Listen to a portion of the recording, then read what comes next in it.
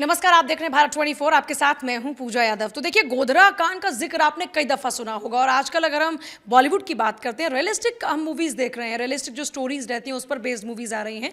और ऐसे में ये जो गोधरा पर जो मूवी बन रही है, इसमें कहा गया कि सच से पर्दा उठेगा।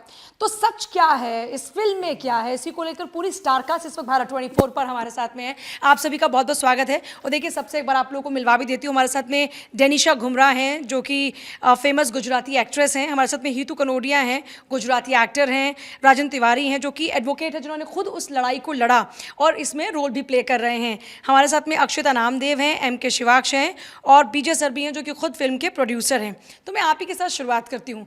ये गोधरा सच से पर्दा उठेगा, मतलब इसमें आना, मूवी पर इन्वेस्ट करना, मतलब ये ख्याल थोड़ा सा रिस्की नहीं लगा? तो रिस्क तो होता ही है अभी, लेकिन भाई लोगों के सामने सत्य आना चाहिए। इसके हिसाब से हम लोगों ने काम किया पूरे ग्राउंड लेवल से। तो ये सच से पर्दा उठेगा, सच क्या है दुनिया जानना चाह रही है। बात ऐसी है कि जो 59 लोग जिंदा जल गए या जलाए गए साबरमती ट्रेन के अंदर, जो S6 डिब्बे के अंदर, उनके साथ क्या हुआ था, नानावटी मेहता कमीशन में क्या बातचीत हुई, उसमें क्या डिस्कस हुआ था कोर्ट में, ये सारी जो डिटेल है, जो तथ्य है, उन पर आधारित ये फिल्म है। तो हमने, हमारे डायरेक्टर साहब M.के. शिवाक्ष जी ने 5 साल इस पर रिसर्च किया। रिसर्च करने के बाद, छोटी छोटी डिटेल निकालने के बाद उन्होंने ये फिल्म जिस तरह से लिखी है, और हम जानते हैं और हमें विश्वास है कि हमने जो बताया है वो सच बताया है। टेनिशा, कैसा एक्सपीरियंस रहा, मतलब एक रियल बेस्ड स्टोरी में परफॉर्म करना, उसको जीना, और वो भी एक ऐसा मंजर जो हर किसी को डरा देता है। मतलब अगर आज भी सोचें उस मंजर के बारे में तो डर लगता है। आपने उसको जिया है इस बार? जी हमने जो भी ट्रेन सीक्वेंसेस हैं, जो ट्रेन बर्निंग सीक्वेंसेस हैं, उसमें असल में आग लगा के हमने वो शूट करी हैं। और वो जीना, वो बहुत ही भयानक हादसा है, क्योंकि परफॉर्म करते वक्त तो आपको फिर भी पता है कि ये कट हो जाने वाला है, आप निकलने वाले हैं यहाँ से। पर ये सोचना कि वो 59 लोग जो जल गए या जलाए गए, उनके पास ये ऑप्शन नहीं था, तो ये बहुत ही भयानक विचार है। और यही सच को लेकर हम ये फिल्म प्रेजेंट कर रहे हैं। अच्छा M.के. शिवाक्ष जी, मतलब एक तरीके से ये हॉरर है, मतलब आज भी उसको महसूस करें तो मैं तो बता रही हूँ तो रोंगटे खड़े हो रहे हैं। और आपने इस मूवी में आप एज अ डायरेक्टर बतौर आपने काम किया, मुझे लगता है कि बहुत सारे चैलेंजेस आए होंगे, सबको उस लिहाज से तैयार करना, उनको जीना, उन तमाम सीन्स को आसान नहीं रहा होगा। बहुत मुश्किल था। स्टार्टिंग में जब रिसर्च कर रहा था तो कोई इस टॉपिक की बात ही नहीं करना चाहता कोई भी, क्योंकि इतना भयानक मंजर था वो। और हर साल 27 फरवरी जब आती है तो ये न्यूज़ फिर से ट्रेंडिंग होने लगता है। तो कभी बात तो हो रही है, लेकिन कभी 59 कार सेवक जो जले थे उनके बारे में कोई बात ही नहीं कर रहा था। तो उनकी इमोशंस को, उनकी फील को, उनकी पीड़ा को दिखाना बहुत ज़रूरी था देश के सामने। और हमने बहुत ईमानदारी से पर्दे पे लाया है उनकी इमोशन को, उनके साथ हुआ क्या था, एग्जैक्ट चीज़ें क्या हुई थी। ये फिल्म बिल्कुल, जितने भी कैरेक्टर हैं ज़्यादातर रियल से इंस्पायर्ड है, सारे कैरेक्टर। तो इस पर हम कोई काल्पनिक या बॉलीवुड वाले जो होते हैं वो मिर्च मसाला वाली फिल्म नहीं है, बिल्कुल एक सच के तरीके से मैंने दिखाया इस फिल्म को, और उम्मीद करते हैं अच्छा लगेगा। इसमें गुजराती एक्टर्स को चूज़ किया गया, इसकी वजह क्या थी? मेनली ये कि क्योंकि वो ये पूरा मामला गुजरात का था, इसलिए वो लोग बेहतर इमोशनली कनेक्ट हो सकते हैं, उसको बेटर समझ सकते हैं, that was the reason? Yes बिल्कुल यही है। अक्षता, आपका कैसा एक्सपीरियंस रहा? और मैं अगर आपसे बात करूं तो कोई ऐसा बेस्ट सीन जो आपको लगा हो कि इसमें लम्हा है, ये जीने का लम्हा है? जी बिल्कुल, क्योंकि मेरा जो किरदार है इसमें, तुलसी का कैरेक्टर है मेरा। और जिस वक्त मैं ये शूट कर रही थी तो मैं पूरी तरह से तुलसी बन गई थी, क्योंकि उसमें एक ऐसी लेडी होती है जो जिसके गोद में 6 मंथ का बेबी होता है, और वो पूर्ण आहुति यज्ञ में जाती है। मैं देख रही हूँ कि मतलब आपकी आंखें नम हो रही हैं, मुझे लगता है आप अभी तक उसको फील कर रही हैं। जी बिल्कुल, मतलब हमने उस वक्त को, उस समय को ऐसे जिया है, उस कैरेक्टर को पूरी तरह से। एक ऐसा होता है ना कि आपने कोई मनगढ़ंत कहानी बनाई है तो उसको ठीक है ना, आप ऐसे करते हो, लेकिन किसी कैरेक्टर में घुस जाना, मैं उस कैरेक्टर को इस तरह से हर वक्त अभी फील कर रही हूँ। क्योंकि एक छोटा सा बेबी होता है जिसको मैं जब ट्रेन में लेके रहती हूँ, सो रहे होते हैं, और फिर इसके बाद में बेबी, और मैं सीने से लगा के रखती हूँ मैं उसको, और अचानक से ऐसा होता है कि पूरी ट्रेन में आग लग जाती है। और एक ऐसा समय भी आता है जब मुझे ऐसा लगने लगता है कि यार अब तो मैं नहीं बच सकती हूँ, कुछ नहीं हो सकता है, तो फिर और अपने से ज़्यादा अपने बच्चे का, बीइंग अ मदर, मैं इस फीलिंग को समझ पा रही हूँ। बिल्कुल, तो मैं अपनी बेबी को बचाने के लिए ऊपर चढ़ती हूँ और ऊपर चढ़ करके मैं उसको इस तरीके से पंखे पे रख देती हूँ कि मैं अपने कम से कम अपने बच्चे को तो मैं बचा लूँगी, लेकिन मेरे आंखों के सामने मेरा बच्चा जलता हुआ मुझे नज़र आता है जब मेरा सब कुछ खो जाता है। मतलब ऐसा लगता है कि सब ख़त्म हो गया है बस। तो जब भी मैं उस चीज़ को, उस सीन को महसूस करती हूँ तो हर वक्त मुझे रोना आता है। ऐसा लगता है कि भगवान ऐसा दिन किसी को भी ना दिखाए। और मैं सबसे यही कहना चाहती हूँ कि एक बार इस फिल्म को ज़रूर देखें और देखकर कम से कम उन इनोसेंट लोगों को महसूस तो करें, है ना। डेफिनेटली। और ये जो आंखों में आंसू आ रहे हैं उससे आप महसूस कर सकते हैं कि जब आप किसी रियल बेस्ड स्टोरी पर काम करते हैं तो कितना मुश्किल होता है उस भाव को जीना। और क्योंकि आप तो खुद रियल हीरो भी हैं, आपने लड़ाई को लड़ा और अब आप इस बार कैरेक्टर प्ले कर रहे हैं, दोनों अलग महसूस हुआ कुछ, या फिर आपने उसी ज़िंदगी को जिया जो आपका स्ट्रगल रहा? मतलब वहाँ पर आप लड़ाई लड़ रहे थे, यहाँ पर आप न्याय दिलाने का रोल प्ले कर रहे हैं। खैर मैम, सत्य हकीकत कहूँ तो मैं तो 22 साल से इस घटना को पल पल जी रहा हूँ। कोर्ट में, जस्टिस नानावती मेहता कमीशन में, समाज में, और अब फिल्म में। फिल्म में वही दिखाया गया है जो सत्य घटना जिस प्रकार से जो हुई, जिसको हादसा कहा जा सकता है। और कुछ जो गुनहगार थे अब तो सिद्ध हो चुके हैं, उन गुनहगारों ने जो दुष्कृत्य किया जिसकी वजह से, जैसे बताते हैं, 59 लोग मारे गए। जो कार सेवक थे, निर्दोष थे, यात्री थे, उन लोगों को के साथ क्या हुआ होगा, उन कैरेक्टर्स को इन कलाकारों ने जिया है। और जहाँ तक मेरा सवाल है तो मैं तथ्य की बात करूँगा। मैंने इस फिल्म में जस्टिस नानावती का रोल प्ले किया है। मैं डायस पे बैठे बैठे जब पिक्चर के सीन पिक्चराइज होते रहते थे तो मैं वही फील करता था कि यही हुआ था, यही हो रहा था और अब यही घटित हो रहा है, दिखाया जा रहा है। जो सत्य घटना और इस फिल्म के फिल्मांकन में इतना साम्य है कि एक being a witness of the story which is fact on record and which is fact of a film, इतना साम्य है कि सही में मैं डायरेक्टर, प्रोड्यूसर और सभी कलाकारों को धन्यवाद और अभिनंदन देना चाहूँगा कि साबरमती का सत्य बहुत सही तरीके से बाहर लाए हैं और प्रेक्षकों के सामने रखा है। ऐसे कोई बेस्ट सीन जो आपको लगा हो? मतलब हर मूवी में जब आप परफॉर्म करते हैं तो आपका एक कोई फेवरेट सीन होता है, आपका वो सीन क्या है? लास्ट की जो 15 मिनट है फिल्म की, कैसा भी कड़क दिल वाला आदमी हो उसका दिल दहला देगा, वो रो जाएगा। क्योंकि लास्ट की 15 मिनट अगर आप इस फिल्म की देख सकते हो तो आप बहुत मजबूत आदमी हो। ये हम लोग ने जितने भी स्क्रीनिंग की है, जितने लोग ने भी फिल्म देखी है, सब रोते रोते ही बाहर आए हैं। और कितना भी निर्दय आदमी हो, he would feel what the story is showing. तो we want everyone to see this film. टेलीशा, आपका फेवरेट सीन क्या रहा मूवी में? आई थिंक मेरा फेवरेट सीन हितू सर ने जो परफॉर्म किया है वो रहा है। जो मैं I am playing his wife and I have a son and he loses both of us. हम दोनों को खो देते हैं वो ट्रेन इंसिडेंट में। और उसके बाद जो वो अकेले पूरे खाली घर में बैठ के जो खालीपन आपको काटने दौड़ता है, वो जो इन्होंने परफॉर्म किया है, I think that is one of my most favourite scenes in the film. या अच्छा, आप अपनों को खोने का दर्द क्या होता है, ये मुझे लगता है कि वो समझ सकता है जिसने अपनों को खोया है।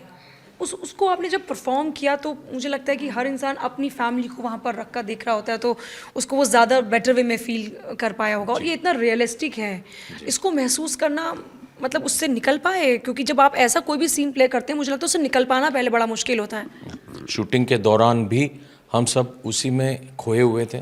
And after the shooting was done, उसके बाद भी करीब बहुत सारे दिनों तक हम सब उसी चीज़ में गोल गोल गोल दिमाग घूम रहा था। एंड मैंने मेरे फादर को भी just some time before mister Naresh Kanodia उनको लूज़ किया था in covid time. So that feeling was already एक दबी हुई फीलिंग थी मेरे में। एंड तो ये शूटिंग के दौरान वो जो फीलिंग थी वो एकदम उभर करके आई।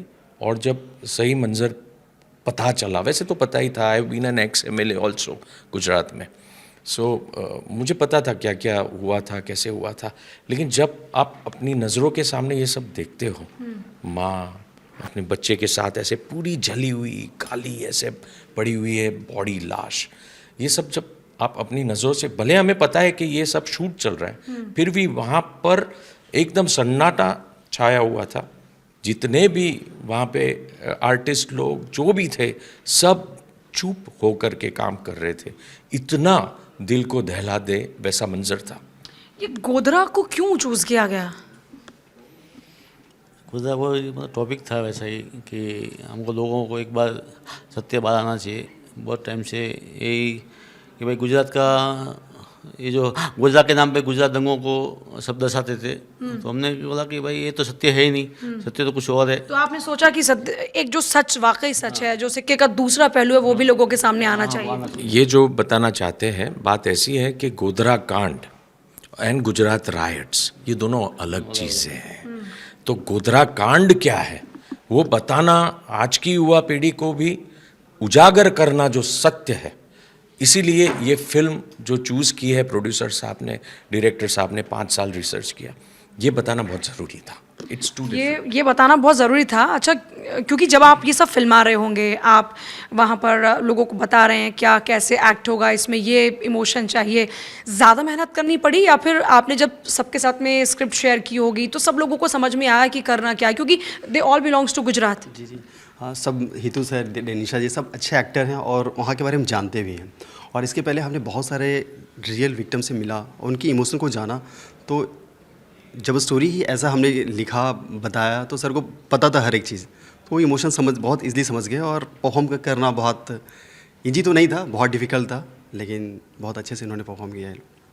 तो ऐसा कोई रहा मूवमेंट जहाँ पर, जैसे कई हमने आजकल सोशल मीडिया पर इतने सारे वीडियोस वायरल होते हैं कि कोई ऐसा इमोशनल मूवमेंट होता है तो सब रोने लग जाते हैं, डायरेक्टर, प्रोड्यूसर, जितने और बाकी को एक्टर्स होते हैं, तो वहाँ भी सेट पर ऐसा कुछ रहा? या मुझे लगता है जैसा आप यहाँ पर सीन बता रहे हैं तो मुझे लग रहा है कि बार बार रोते ही रहे होंगे सब लोग। एग्जैक्टली ऐसे ही था। पूरी फिल्म में स्क्रिप्ट के दौरान ही कई बार रो जाते थे सब लोग। और जो सर जो बता रहे थे 15 मिनट, वो ऐसा था कि जब हम शूट कर रहे थे, मैम सब लोग तो कट के बाद ही रो रहे थे। मुझे लग रहा था, सब लोग टीम को लग रहा था चोट लगा हो कहीं पे, आग से जल गए होंगे, लेकिन 10-15 मिनट बाद पता चलता था वो इमोशन इतना ज़्यादा कंट्रोल ही नहीं कर पा रहे हैं। तो बहुत कन्फ्यूज़न था कि रियल में रो रहे हैं या परफॉर्म कर रहे हैं या सच में कोई चोट लगा है। तो ये बहुत कन्फ्यूज़न था ये, क्योंकि वो हादसा था जो हम शूट कर रहे थे, रियल ट्रेन में शूट कर रहे थे, और वहाँ पर सच में हम आग जब लगा रहे थे तो अगर कुछ मिस्टेक हो जाता तो हम सच में बाहर नहीं निकल पाते, मतलब वो रिस्क था। और वो जब आ रहा था तो वो हमेशा वही याद आ रहा था कि 59 लोग, वो डर, तो बहुत ही डिफ़िकल्ट था, रियली बहुत डिफ़िकल्ट था शूट करना। डेफिनेटली, मतलब सामने आपके आग है और आपको दिख रहा है कि आपको, मुझे लगता है वहाँ पर आप ये तो भूल ही गए होगे कि ज़िंदगी बचाना है। बिल्कुल भूल गए। मतलब मैं जैसा आप लोगों की बातों से महसूस कर पा रही हूँ, इसमें ये होगा कि भूल ही गए कि आपको आप परफॉर्म कर रहे हैं, आप तो उसको जी रहे हैं, तो वही बिल्कुल फीलिंग होगी। हाँ जी, बिल्कुल वही फीलिंग थी। क्योंकि जिस वक्त मतलब मुझे पर्सनली जब मैं बेबी को लेके ऊपर चढ़ी थी तो इतना धुआं हो गया था, क्योंकि उसमें सिर्फ 20% VFX है हमारे, इसमें पूरा का पूरा 80% आग लगाई गई हुई थी, है ना।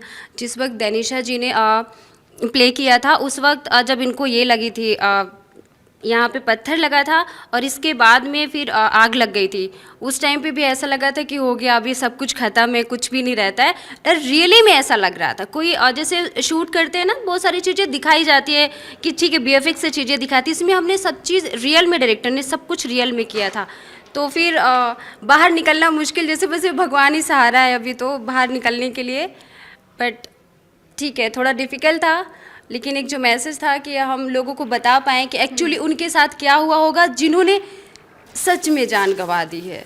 आप उसके लिए सोच सकती हैं कि, और सर जिस वक्त सर का ऐसा था एक सीन, जब सर ढूंढने आते हैं अपने बेबी बच्चों को और सर देखते हैं और इस तरीके से सर का मतलब आपा खो देते हैं सर, एकदम ज़मीन पे, एग्जैक्टली ज़मीन पे, मतलब पूरी तरह पागल की तरह चिल्लाते हैं, पागलों की तरह अपनी बीवी और बच्चे को ढूंढ रहे होते हैं, ऊपर चढ़ने की कोशिश करते हैं। वो अगर आप खुद सेट पे होती तो मतलब आपके आंसू नहीं रुकते। ऐसा मैं तो सोचूं कि मैं ये मूवी देख भी नहीं पाऊंगी जिस हिसाब से आप लोग बता रहे हैं, क्योंकि ये मैं आप लोग का इमोशनल ब्रेकडाउन देखूंगी तो मैं ब्रेकडाउन हो जाऊंगी।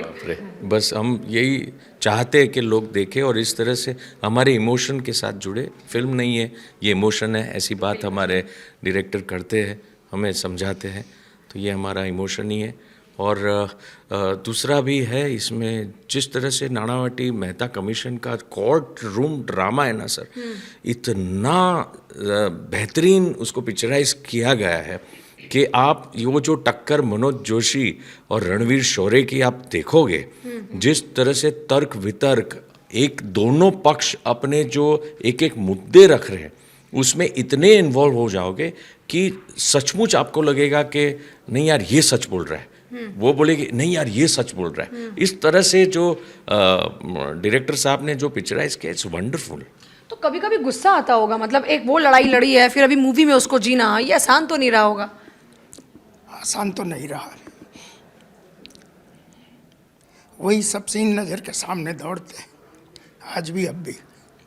मैं जैसे कहा कि मैं तो इन्वॉल्व होने के नाते 22 साल से जी रहा हूँ इस भयानक सत्य के साथ, और वही साबरमती का सत्य लोगों को दिखाने का जो प्रयास हुआ है, उसमें मैं समझता हूँ कि सभी कलाकार, director Shri, producer, associate producer, सभी कोई सफल रहे हैं। अब ये प्रेक्षकों तक है कि वो कितना सत्य जानना चाहते हैं। आने वाले समय का जो संघर्ष है उसके लिए मानवतावादी अभिगम से कितने तैयार होना चाहते हैं, वो अब प्रेक्षकों पर है कि साबरमती का सत्य जानिए। अच्छा, आप जब परफॉर्म कर रहे हैं, क्योंकि आपने जिया है उस ज़िंदगी को, तो मुझे लगता है कि आपको तो एक्ट के बारे में सोचना ही नहीं पड़ा होगा। आपके लिए सब इतना रियलिस्टिक होगा कि आप जो बोल रहे हैं, वो जो महसूस कर रहे थे वो ही आप बोल रहे हैं। स्क्रिप्ट पर भी पूरा गए या फिर कहीं कहीं आपका जो खुद का अपना संघर्ष रहा वो भी आ गया? मैंने जो संघर्ष किया ज़मीन पर, वो मैं डायस पर से अपने मन विचारों से संघर्ष कर रहा था, ऐसा मैंने फील किया। एक तरफ पूरी स्टोरी जो सत्य घटना है, सत्य हकीकत में जो हुआ, कोर्ट में हुआ, नानावटी कमीशन के सामने हुआ, समाज में हुआ, उस बनाव के स्थल पर हुआ, बोगी का जलना, मैं वहाँ पहुँचने वाला 15-20 मिनट में पहुँचने वाले व्यक्तियों में मैं था। मैंने वहाँ से लगा कि आज तक की घटनाएं देखी, सुनी, समझने की कोशिश करी कि क्यों हुआ, किसने किया। सभी कुछ नानावटी साहब ने सभी तथ्यों के आधार पर अपना जो फैसला दिया है उसको आधार बनाकर फिल्म बनाई गई है। और इस सत्य घटना को डायरेक्टर, प्रोड्यूसर से लगा कि सभी कलाकारों ने जिया है। मेरे लिए जैसा आपने प्रश्न किया, तो मुझे डायस पर से एक तो मेरे दिमाग में बैक ऑफ द माइंड मेरे सत्य घटना चल रही थी, उसकी सीक्वेंस चल रही थी, वो रिप्ले हो रहा था कहूँ तो चले, और एक तरफ फिल्माया जा रहा था। मुझे यही लग रहा था कि ये वही लोग हैं और वही घटना का निरूपण यहाँ पे कोर्ट रूम में हो रहा है। बहुत मुश्किल था अपने मन विचारों के साथ दूसरे प्रकार के इमोशंस और एक्सप्रेशन मुझे एक ऑनरेबल जज के देने थे, तो दोनों के बीच में तादाद में करना काफ़ी कठिन और मुश्किल था। परंतु ईश्वर की कृपा थी और डायरेक्टर प्रोड्यूसर के गाइडलाइंस थी कि हम काफ़ी हद तक, मैं भी सफल रहा, सभी कलाकार सफल रहे हैं और आशा है फिल्म भी सफल होगी। अच्छा, मैं इसमें पूरा 2-3 चीज़ें समझ पा रही हूँ कि पूरा घटनाक्रम कैसे होता है। घटनाक्रम के बाद में अपनों को खोने के बाद जो ब्रेकडाउन है वो, उसके बाद थर्ड आता है फिर लड़ाई, अब कानूनी लड़ाई कैसे लड़ी जाएगी। लेकिन एक बात बताइए, पत्नी मर चुकी है, बच्चा मर चुका है, अब पति रो रहा है, मतलब उस वक्त पे आप एक डेड बॉडी की तरह सिर्फ लेटे हुए हैं और आपके आसपास पूरा इमोशन है। मतलब मैं अगर कभी गलती से सोचूं कि ये एक्टिंग, तो मैं मतलब इमेजिन नहीं कर पा रही हूँ कि आप कैसे खुद के इमोशंस को कंट्रोल करोगे। जी जी, जैसे कि मैंने कहा कि हितू सर का वो सीन, तो यही है कि वो सीन में मुझे याद है, क्योंकि मैं बाहर थी, मैं as an actor, as a character वो मर चुकी है, लेकिन हितू सर जब बैठे थे तो आई थिंक 1.25 घंटा जितना वो कंटिन्यूसली रोए हैं। टेक चालू था या टेक नहीं चालू था, तो आई थिंक ये, क्योंकि जैसे कि आपने भी कहा कि हम खुद की फैमिली को वहाँ पे रखते हैं। मैं अभी माँ नहीं हूँ, तो ये सोचना मेरे लिए बहुत मुश्किल था कि मेरे बच्चे को जब आग लग रही है तो मैं आग में हाथ डाल के उसको बुझाने की कैसे कोशिश करूँ, क्योंकि मुझे भी आग लगेगी। पर जब मैंने अपने परिवार को रखा, मैंने अपनी मम्मी को रखा, मैंने अपने पापा को रखा, तो वो 1 सेकेंड नहीं लगा वो करने में, क्योंकि वो प्यार है, वो आपका परिवार है और वो बहुत बाई नेचुरल आपका रिफ्लेक्स सिस्टम होता है आपके परिवार को बचाने के लिए, वो सर्वाइवल इंस्टिंक्ट है। तो आई थिंक ये सारी चीज़ें, ये सोचना at the end of the day कि ये सिर्फ एक कहानी नहीं है, ये सिर्फ एक पिक्चर नहीं है, एक फिल्म नहीं है, ये जेन्युइनली 100% शत प्रतिशत ये घटना घटी है, ये लोगों ने जिया है और उनको उस वक्त मतलब वो उस चीज़ से बाहर नहीं आ पाए थे। अच्छा, यूजुअली आजकल हम देखते हैं कि जो भी इस तरह के सीन्स परफॉर्म करते हैं फिर उनको यूजुअली आजकल साइकेट्रिस्ट की मदद लेनी पड़ती है, तो आप में से भी किसी के साथ हुआ ऐसा? हम एक दूसरे के साथ एक दूसरे को कंसल्ट करते थे, एक एक दूसरे को फ़ोन करते थे, एक दूसरे को दिलासा देते थे, एक दूसरे से बात करते थे, एक दूसरे से उस घटना से बाहर निकल करके दूसरी बात करके वातावरण को चेंज करने की कोशिश भी करते थे, because if it becomes a lot then it affects your mind. तो मुझे लगता है कि आप सब लोग तो फैमिली बन गए होंगे इस फिल्म को करते करते। सर का कहना पड़ सर जो कह रहे थे फैमिली खोया उन्होंने, सिर्फ फैमिली नहीं खोया, उन्होंने बहुत सारी चीज़ों को खोया कि एक एक दिन जीना, क्योंकि इनका जो कैरेक्टर था वो ट्रेन से उनको डर लगता था, कहीं भी ट्रेन की आवाज़ हो, साउंड हो, कि हमें सभी जगह ट्रेन है और गुजरात पूरा ट्रेन से घिरा हुआ है, तो इनका जहाँ घर था वो पीछे से ट्रेन आती, तो ट्रेन के साउंड से डर जाते थे वो। तो मतलब है ना कि उनका हर एक दिन ऐसा गुजर रहा था उस कैरेक्टर का, तो बहुत मुश्किल था वो कैरेक्टर, क्योंकि वो सिंपल भी कैरेक्टर नहीं था, वो चलने वाला, आप जज नहीं कर सकते वो क्या सोच रहे हैं वो। तो 5 साल की रिसर्च, उसको फिर पूरा समेटना, ये तो इट्स अ बिग टास्क। बहुत बड़ा, और 5 साल मतलब रात दिन डे नाइट हम लोग कर रहे थे, हर एक लोगों से मिला, हज़ारों लोगों से मिला हमने जी। तो हज़ारों लोगों ने आपको एक्सपीरियंस बताए होंगे, आप जब उनकी कहानी सुन रहे होगे तो मुझे लगता है कि वो उनकी स्टोरी जिन लोगों ने फेस किया है, हम इसको कहानी कह पा रहे हैं, लेकिन जिन्होंने इसको जिया है मुझे लगता है वो आज तक निकल नहीं पाए होंगे। बिल्कुल बिल्कुल नहीं, मैंने वही कहा ना, ट्रेन की साउंड से लोग डर रहे हैं, मतलब बहुत लोग जो इनके हैं ट्रेन से चलना बंद कर दिए, ट्रेन से जाते हैं। आज थोड़ा सा उनकी लाइफ नॉर्मल हो पाई है मतलब, और आप लोगों ने क्या फिल्म में ये भी दिखाने की कोशिश की है कि न्याय मिलने के बाद एक थोड़ा सा सुकून होता है, कुछ है ऐसा फिल्म के अंदर, या सिर्फ सच से पर्दा उठ रहा है? सिर्फ सच से पर्दा उठ रहा है, न्याय तो क्या है, जब वो जो अपने लोग हो जाते हैं तो फिर वो क्या मतलब नहीं हो पाता, वो चीज़ें बहुत मुश्किल होता है संभालना अपने आप को। हमने जब जैसे सर ने बोला, हमने अहमदाबाद में स्क्रीनिंग किया था, कुछ कार सेवकों को बुलाया था, वो लोग देख ही नहीं पा रहे थे, इतना मतलब इमोशन, इतना रो रहे थे कि उनको लग रहा था सच से बहुत करीब है फिल्म, और उन्हें बहुत अच्छा लगा ये चीज़ कि सच 22 साल के बाद सच जाने के सबको मौका मिल रहा है। फाइनली व्यूअर्स को आप लोग क्या कहेंगे?